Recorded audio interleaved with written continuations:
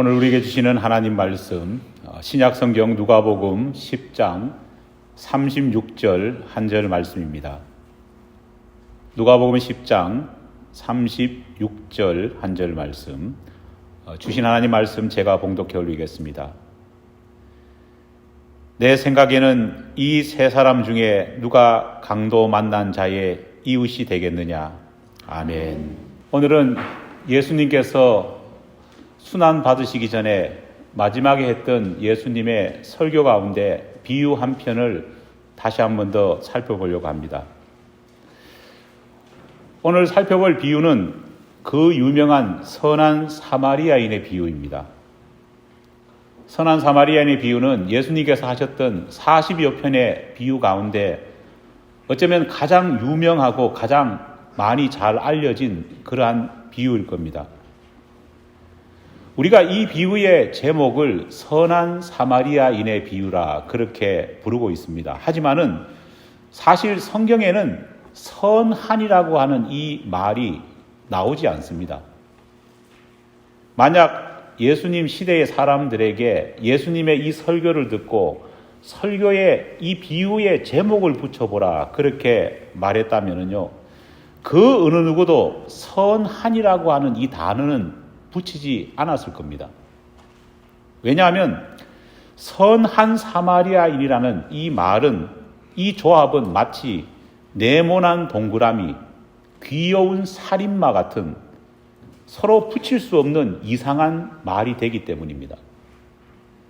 두 개의 말이 서로 붙이기에는 논리적으로도 정서적으로도 말도 안 되는 그런 조합입니다. 2000년 전 유대 땅에 살고 있던 사람들에게는 사마리아인이라고 하는 사람들은 결코 선한 인물이 아니었습니다. 아니, 좀 더 정확하게 표현하면은 사마리아 사람들은 태생적으로도 현실적으로도 정서적으로도 절대로 선할 수 없는 그런 존재였습니다. 인종적인 관점으로 본다면은 사마리아 사람들 역시도 유대인의 피가 흐르는 이스라엘 사람입니다. 친척이라 할 수 있습니다. 하지만 유대 사람들과 사마리아 사람들은 극한 대립을 보이고 있었습니다. 그렇게 극하게 유대 사람들과 사마리아인이 대립하게 된 적대적인 관계가 될 수밖에 없는 이유는 바로 북이스라엘이 아수르에 멸망당하면서부터 이 갈등은 시작되었습니다. 비록 솔로몬 이후에 나라가 남유다 왕국과 북이스라엘 왕국으로 분단이 되었지만은 그래도 서로를 향해서는 다 나의 친척, 내 동족이라고 하는 그런 마음들이 두 나라 사이에 다 있었습니다. 그렇기 때문에 북쪽에 있는 이스라엘 왕국이 아수르에게 멸망당했을 때 남유다 사람들도 아수르를 어떻게 바라보았느냐? 원수로 바라보았습니다. 내 동족을 짓밟은 철천지 원수라 그렇게 아수르를 바라보았습니다. 실제로 남유다의 많은 사람들은 하루속히 아수르가 멸망당해서 다시 우리가 잃어버렸던 저 땅을 찾아야 되겠다. 압제 속에 있는 우리의 동족들을 해방시켜야 되겠다. 그런 생각들을 모두 하고 있었습니다. 그런 심정으로 남유다의 사람들은요, 북이스라엘 사람들이 비록 아수르 제국에 의해서 멸망당해서 그들의 식민 통치를 받고 있지만은 모든 북이스라엘 사람들이 다 들고 일어나서 아수르에 저항하기를 마음속 깊이 바라고 있었습니다. 그런데 북이스라엘 사람들은 이런 남유다 사람들의 기대에 조금도 부응하지 못했습니다. 오히려 아수르가 실시한 동화 정책에 휩쓸려 버렸습니다. 북이스라엘 여자들은요, 아수르 전역에서 북이스라엘로 몰려온, 이주해온 이방 나라 사람들과, 특별히 남자들과 결혼을 하기 시작했습니다.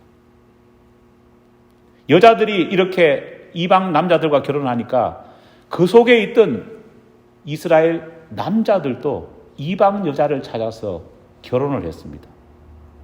남유다 사람들이 보기에는 북이스라엘 사람들의 이런 모습은 신앙과 민족 정체성을 완전히 내던진 배신자의 모습처럼 보였습니다. 그런 매국노, 그런 신앙을 팔아먹고 나라를 팔아먹는 그런 사마리아인에게 선한이라고 하는 형용사를 붙인다는 것은요, 마치 이완용에게 애국이라고 하는 말을 붙이는 것과 똑같은 뉘앙스입니다. 민족의 영웅, 애국지사 이완용. 이상하지 않습니까? 사실 선한 사마리아인의 비유라는 이 제목은 유대인이 아닌 예수님의 이 말씀에 감동받은 유대의 역사를 모르는 이방인 크리스찬들이 분명히 붙였을 것입니다. 예수님께서 전하신 선한 사마리아의 비유는 당시 주님의 설교를 듣고 있던 사람에게는 엄청난 충격이었습니다. 이 비유를 듣고 정말 너무나도 아름답고 감동스러운 그런 사랑의 이야기다, 그렇게 생각했던 사람은 아마 단 한 사람도 없었을 겁니다. 그 자리에 있던 보수적인 유대 종교 지도자들은 당장이라도 자신의 옷을 찢으면서 분노를 표출하고 싶어 했을 겁니다. 평범한 유대인들에게도 예수님의 이 비유는요, 그들 스스로가 화나는 감정을 주체할 수 없게 그렇게 만들었을 겁니다. 심지어 만약에 그곳에 사마리아 사람들이 있었다고 할지라도 주님의 이 이야기를 들은 사마리아 사람들은 아마 이렇게 말했을 겁니다. 뭐 이런 이야기가 다 있어. 우리가 듣기에도 너무 논리적인 비약이 심하군. 한 사람이 예루살렘에서 여리고로 내려오는 길에 강도를 만났습니다. 다행히 죽을 만큼 큰 봉변을 당했지만은 죽지는 않았습니다. 강도를 만난 이 사람이 땅에 쓰러져 사경을 헤매고 있었습니다. 예수님의 이야기를 듣고 있던 사람들은 주님이 이렇게 이야기의 서론을 말하자 분명히 이런 생각을 했을 겁니다. 누가 어서 빨리 그 길을 좀 지나가서 저 사경을 헤매고 있는 저 사람을 발견해서 구해 주어야 할 텐데. 여러분, 요즘은 텔레비전이 많이 발전해 가지고요, 이야기 듣고 별로 감흥이 일어나지 않습니다. 그러나 제가 어릴 때만 해도 할머니 할아버지가 이런 이야기를 많이 들려줬습니다. 실제로 동네마다 만담꾼들도 있었습니다. 그때 이야기를 듣던 사람들은요, 자기도 모르게 이런 리액션을 실제로 했습니다. 누가 어서 빨리 그 자리를 지나가서 저 사람을 구해 주어야 될 텐데 모두가 생각하고 있었습니다. 다행히 예수님께서는 그 피해를 입은 사람 곁에 두 사람이 지나갔다, 그렇게 말씀하셨습니다. 첫 번째 사람이 제사장입니다. 예수님의 비유를 보면은요, 허고 많은 사람 가운데 첫 번째로 제사장이 지나갔다. 주님이 첫 번째 인물로 제사장을 선택하신 이유가 뭘까요? 바로 제사장은 모두가 믿을 만한 사람, 모두가 신앙심 깊은 사람, 모두가 그 어려움에 처해 있는 사람을 도와줄 것이라고 기대하는 그런 사람이었기 때문입니다. 예수님의 설교에서 제사장이라고 하는 이 단어가 나오자 듣던 사람들은 너나 할 것 없이, 그래, 정말 다행이다, 그렇게도 믿음직하고 그렇게도 신앙심이 깊은 제사장이 그곳에 지나갔으니까 저 사람은 살았다, 저 양반은 살팔자야, 그렇게 외쳤을 겁니다. 하지만 제사장은 땅에 쓰러져 사경을 헤매는 사람을 보고도 피해 지나가 버렸습니다. 두 번째로 레위인이 나타납니다. 제사장이 쓰러져 있는 사람을 보고도 옆을 피해서 지나갔다는 예수님의 그 말을 듣고 사람들은 어안이 벙벙했을 겁니다. 어떻게 하지? 저 사람을 누가 살리지? 이렇게 생각하고 있는데 두 번째로 레위인이 지나갔다 말하니까요, 다시 사람들은 희망을 품었습니다. 왜냐? 레위인들 역시 이스라엘의 어떤 지파보다도 믿음직하고 신앙심으로 충직한 그런 지파였기 때문입니다. 사실 레위인이 어떤 사람입니까? 하나님께서 특별하게 구별한 그런 사람들 아닙니까? 구별된 사람, 구별된 지파에 속한 그 사람이라면은 사경을 헤매고 있는 저 사람을 그냥 두고 보지는 않을 것이다. 이야기를 듣던 모든 사람들은 기대했습니다. 하지만 어떻게 되었습니까? 레위인 역시도 피해자를 바라보면서요, 그냥 지나가 버리고 말았습니다. 엄청난 충격이 그 자리를 휩쓸고 지나갔습니다. 왜냐? 믿을 만한 사람, 믿음직한 신앙이 모두 기대를 저버리고 그 자리를 피해버린 것이기 때문입니다. 예수님의 설교를 듣던 사람들은 분명 이런 생각을 했을 겁니다. 진짜 나에게도 똑같은 일이 일어난다면 정말 레위인가, 정말 제사장이 못 본 채 하고 그냥 그렇게 지나가 버리는 것일까? 만약 그렇다면은 이 세상에, 우리 사회에 믿을 사람이 누가 있겠는가? 사람들이 두려워하고 한탄했을 겁니다. 그렇게 모든 희망이 사라져버려서 사람들이 어찌할 바를 몰라 하는데 우리 주님께서는 세 번째 인물에 대해서 이야기를 했습니다. 세 번째, 그 피해 현장을 지나간 사람이 누굽니까? 예수님의 입에서 사마리아인이라고 하는 단어가 나왔습니다. 여러분, 예수님이 세 번째로 지나간 사람이 사마리아인이었다, 이렇게 이야기하시자 사람들이 어떻게 생각했을까요? 100이면 100 모두 생각했을 겁니다. 강도 만난 그 양반은 필시 어떻게 된다고요? 죽을 것이다. 모든 사람이 100% 절망에 빠졌습니다. 왜냐하면 당시 유대인들의 시각에서는 사마리아 사람들은 강도보다 더 나쁜 사람이었기 때문입니다. 피장봉호라고 하는 말이 있습니다. 노루를 피하려다 누구를 만납니까? 호랑이를 만납니다. 노루를 피하려다 도망가다 보니까 앞에 호랑이가 있는 겁니다. 딱 이런 상황입니다. 하필이면은 누가 지나갑니까? 사마리아 사람이 지나가는 겁니다. 여기저기서 탄식이 터져 나왔을 겁니다. 지지리도 복이 없지, 하필 지나가도 사마리아인이라니. 여기저기서 깊은 탄식과 절망이 터져 나왔을 겁니다. 그런데 바로 그 순간 예수님의 입에서 놀라운 반전의 단어가 튀어나옵니다. 누가복음 10장 33절입니다. 그를 보고 불쌍히 여겨. 쓰러져 있는 사람을 보고 사마리아인이 측은지심을 느꼈다, 예수님이 말씀하는 겁니다. 사람들은 이 말에 엄청나게 충격을 받았습니다. 왜냐? 방금 사람 10명을 죽인 비정한 살인마가 집으로 돌아오다가 땅에 떨어져서 퍼덕이고 있는 작은 아기새를 보면서 측은지심이 생겨가지고 눈물을 뚝뚝 흘리면서 어떻게 그렇게 하고 있는 것과 똑같은 말이기 때문입니다.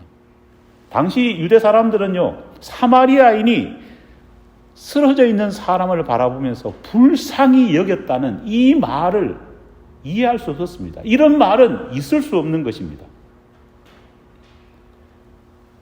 또 다른 의미는 사마리아인이 쓰러져 있는 그 사람을 보면서 측은한 마음을 느꼈다는 이 말은요, 예수님께서 앞서 말씀하신 지나갔던 제사장과 레위인을 완전히 두 번 죽이는 그런 말입니다.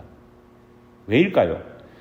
믿음직스럽고 신앙식 깊은 그 사람들이 지나갔는데 신앙도 없고 믿음직하지도 않는 사람이 그 일을 감당한 겁니다. 직분자들은 다 도망가는데 기대할 수 없는 그런 사람이 제사장과 레위인보다 더 귀한 일을 시작하려 하고 있다는 겁니다. 그렇게 말하니까 제사장과 레위인들은 어떤 사람이 되어버립니까? 인간이야의 사람이 되어버리는 겁니다. 여러분, 그렇다면 제사장과 레위인은 왜 쓰러져 있는 죽어가는 그 사람을 그냥 지나쳐 버린 것일까요?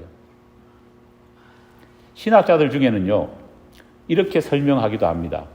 제사장과 레위인은 하나님께 제사 지내는 사람이기 때문에 율법에 따라서 부정한 시체를 만지면 안 된다는 그 말씀이 있기 때문에 하나님의 말씀을 지키려 하다 보니까 불가피하게 그런 선택을 할 수밖에 없었다.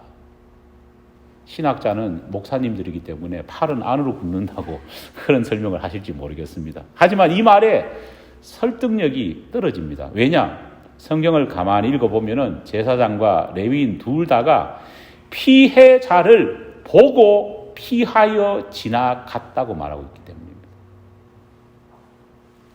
죽은 시체이기 때문에 오염되지 않기 위해서 지나간 것이 아니라 피해자를 보고 살아있는 것을 보고도 어떻게 했다고요? 피해서 지나갔다는 겁니다. 아직 피해를 당한 사람이 숨이 붙어 있습니다. 헐떡헐떡거립니다. 그럼에도 불구하고 두 사람은 살아있는 것을 알면서도 지나갔습니다. 오히려 율법의 해석사라고 말하는 미시나나 탈무드 같은 율법 해석서 주석을 보면요, 이렇게 글이 쓰여져 있습니다. 길을 가다가 내버려진 시체를 발견하면 직접 시신을 만지지 않더라도 반드시 돌봐주는 행위를 너희들이 해야 한다. 율법 해석을 이렇게 적어놓고 있습니다.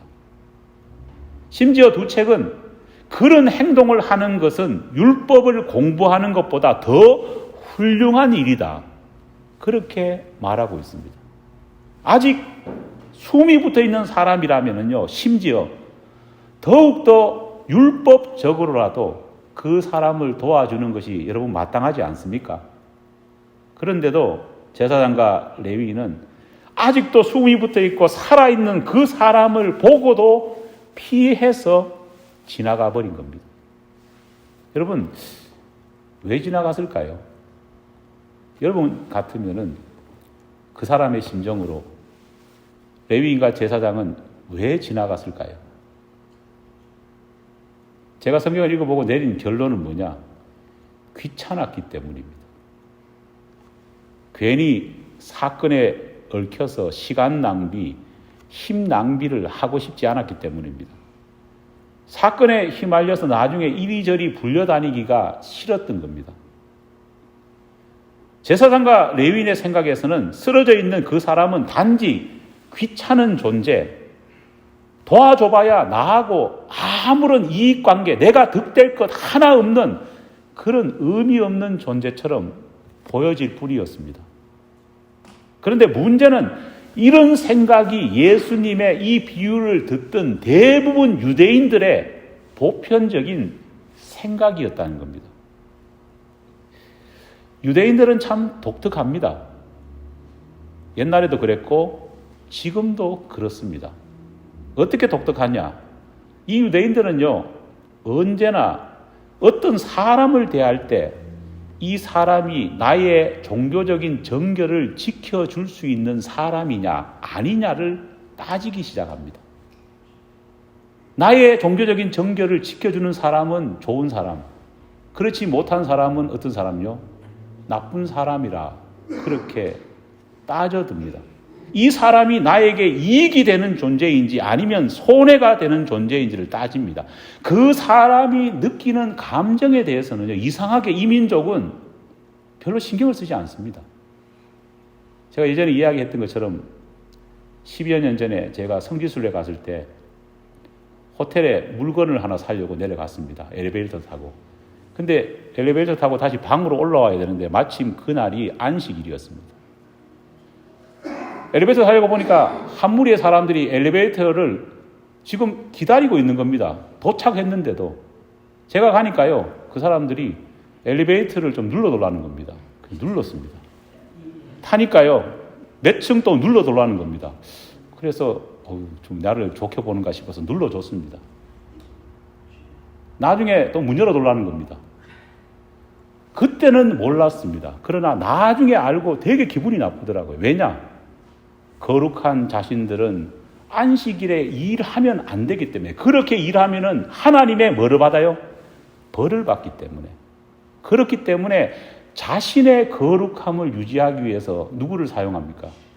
저 같은 외국에서 온 어리석은 이방인 목사를 사용한 겁니다. 가이드한테 그 설명을 듣고요, 얼마나 기분이 나쁜지 몰랐습니다. 뭐 이런 인간들이 다 있나? 내게 도움을 주는 사람, 내 정결을 지켜주는 사람은 내 이웃이라고 생각하지만 내게 이익을 주지 않는 사람은 뭐라고 생각했느냐? 원수라고 생각했습니다. 성경 읽어보면요, 유대인들은 하나님의 선민인 자신들과 자기 외에 다른 사람들은 뭐라고 봤습니까? 더러운 개 같은 이방인으로 봤습니다.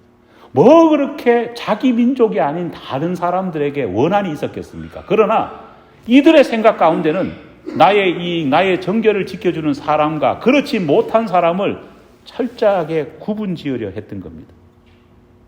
이런 유대인들의 매정한 생각들이 그 시대 사람들에게도 지금 유대인에게도 또 남아있는 것 같습니다. 우리가 지금도 사업하는 거나 아니면은 길거리에서 유대인 만나면 어떻습니까? 좀 불편합니다. 왜냐하면 이런 모습이 불쑥불쑥 그들에게서 보여지기 때문입니다. 너무나 많은 유대인들이 내 편과 내 편을 가르려 합니다. 유대인들의 이런 모습을 보시면서 예수님이 바로 이 비유, 선한 사마리아인의 비유를 말씀하신 겁니다. 여러분, 예수님이 뜬금없이 그냥 아무 이유 없이 비유를 말씀했겠습니까? 아닙니다. 선한 사마리아인의 비유 역시 그 비유를 설교하신 이유가 있습니다. 여러분, 그 이유가 뭔지 기억하십니까? 한 율법사가 예수님께 이런 질문을 합니다. 29절입니다. 제가 읽어볼게요. 예수께 여짜오되 그러면 내 이웃은 누구입니까? 자, 이게 참 그들의 습성과 비슷하지 않습니까? 예수님, 그러면 내게 도움이 될 만한 이웃과 내게 하등 도움이 되지 않는 그런 불편한 사람 어떻게 나눌 수 있습니까? 전형적인 유대인들의 질문입니다. 예수님이 율법사에게 이 질문을 받으신 후 그는 분명히 예수님께 이걸 듣고 싶어 했을 겁니다. 저 사람도 유대인이니까 내 편과 내 편을 나누고 이방인과 동족을 나누고 이익되는 이웃과 불편한 사람을 나누는 그런 것들을 나한테 가르쳐 주겠지, 이 생각을 했을 겁니다. 그런데 예수님이 무슨 말씀을 하셨느냐? 쉽게 풀이해보면은 너에게 좋은 이웃이 될 만한 사람을 찾지 말고 네가 먼저 좋은 이웃이 되라, 그렇게 답을 했습니다. 선한 사마리아인의 비유를 한마디로 요약하면은요, 이기와 되기의 대결입니다. 누가 내 이웃이지, 이것을 늘 판단하려고 했던 유대인들을 향해서 예수님은 좋은 이웃 되기를 요구했던 겁니다. 우리의 신앙은 이기 즉 비잉을 따집니다. 내하고 맞는 사람, 내하고 정치적인 성향이 맞느냐, 내하고 생각이 맞느냐, 내 동족이냐, 비잉, 이기를 자꾸 따지면서 나누려 합니다. 하지만 예수님의 가르침, 성경의 가르침은 전혀 다릅니다. 성경의 가르침, 예수님의 가르침이 뭡니까? 되기, becoming입니다. being이 아니라 becoming을 네가 실천해야 된다 말씀하고 있습니다. 이기의 신앙은 모든 중심이 누구에게 있습니까? 나에게 있습니다. 나에게 있습니다. 내 기준에서 모든 것을 판단하고 나를 제외한 모든 사람은 나의 판단의 대상자밖에 되지 않습니다. 하지만 되기의 신앙은 모든 중심이 내가 아니라 하나님입니다.